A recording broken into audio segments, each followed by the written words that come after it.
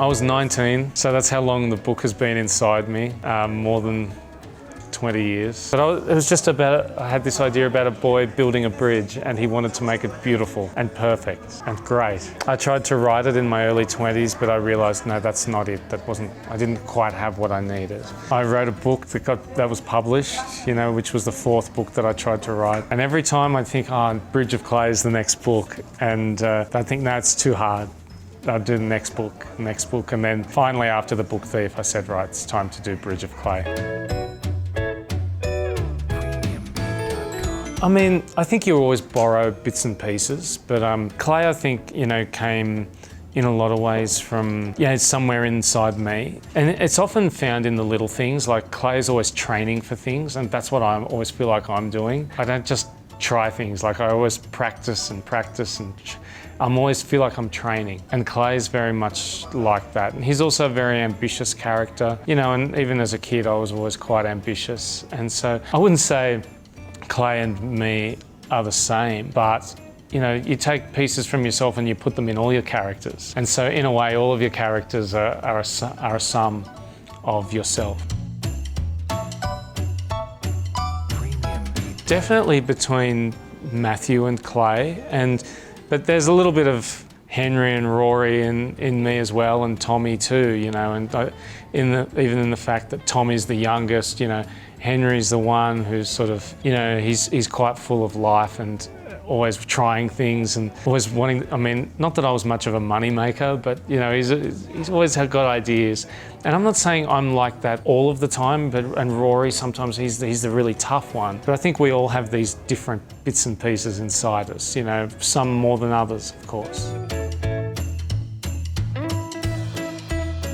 Yeah, I definitely would have been one of the more disciplined ones. I always even liked things not necessarily neat and tidy, but I always want to feel like I'm on, like I said, Clay's always training. Even now I always feel like with writing, for example, I'm not the writer who just goes and sits down and then just starts writing. I want to start at a certain time and in a certain place, and I want everything the way I want it so that I can start and do it properly. So I would have been one of the brothers trying to find order amongst the chaos, like Matthew or Clay.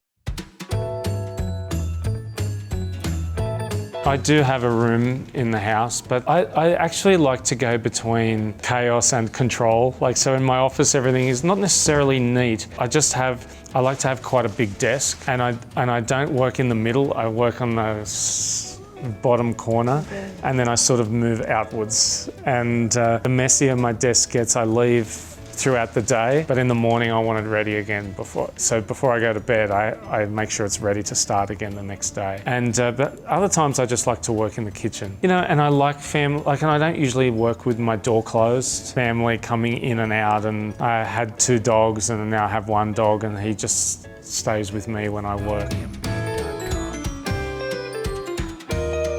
I think my first memory of reading Homer was reading the Iliad on the train to university, and it wasn't a prescribed text for university, but I wanted to read it just because I'd heard it mentioned in other books that I'd read. I think drawn very much to the way they're quite overwritten and overwrought. Everyone isn't just doing something great, they're doing something heroic. And all of the characters have these nicknames, like they're fast-running Achilles, Hector of the glittering helmet, or Hector, tamer of horses, And so there was a larger-than-life element to these characters. I didn't know that I would use them in a book one day. But then when I started writing Bridge of Clay and all the characters had nicknames, and these boys were doing this training at a track, it felt very much like the games of ancient Greece. And I thought, and they've got nicknames. And then I thought of their mum coming from a very distant land across the ocean, and that she came from a watery wilderness. And I thought that's what this book is about. And what it is a suburban epic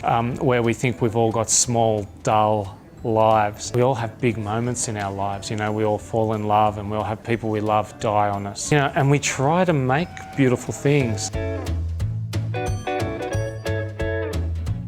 It was natural for this book. I mean, I think every book needs its own voice and its own methods and its own structure and language that's under the language, you know. And I really wanted to go. I was interested in the idea that we start becoming who we are long before we're even born. The story of Penelope, Clay's mother, and Michael, his father, their story of their time growing up and their lives together was very important to him and really important to the book. And this is why I realised I had to go between the past and the present, because if I started from the very, very beginning, we wouldn't meet Clay until page maybe 175 or 200 in the book. And Clay needed to be in the book from the beginning, and that's why I used this past present. But it was very difficult at times, but every book is difficult for some reason. But I don't regret it. It's the only way that I could write the book.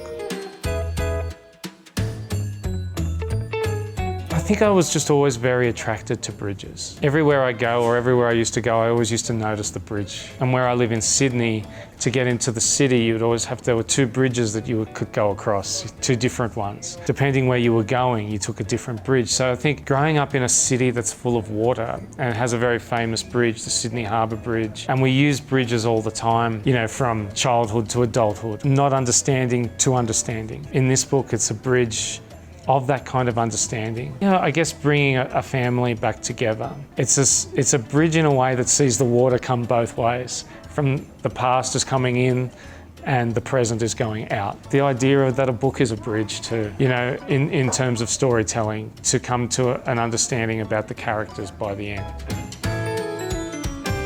Yeah, of course. That's one of the most important ones. And that's why I've always found that when I've written, I always address the reader. I always talk to the reader. And people say, oh, that's unusual. And I think, oh, is it? I didn't realise that I'm always just sort of, I want to talk to the reader as if we're just in the kitchen. It does have that element, that it's just actually two people and one person is telling the other person a story.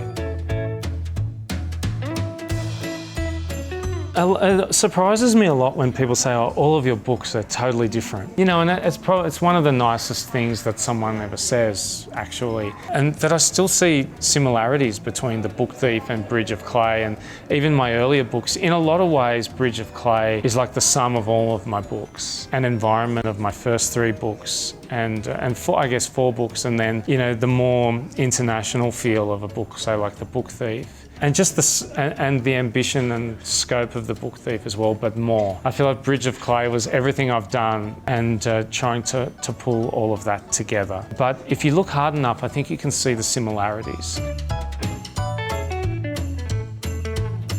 The Book Thief is very personal as well. You know, my parents' stories that they told me. I think this one comes more out of a different well, which is, you know, out of the core of who I am and what I'm trying to do, what I want to do with my own life. The Book Thief is almost like a thank you to my parents for everything that they brought to Australia with them.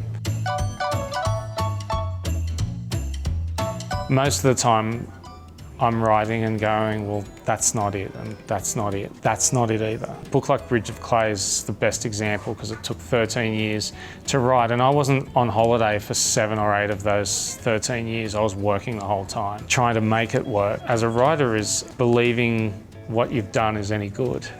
But then you know it when you see it.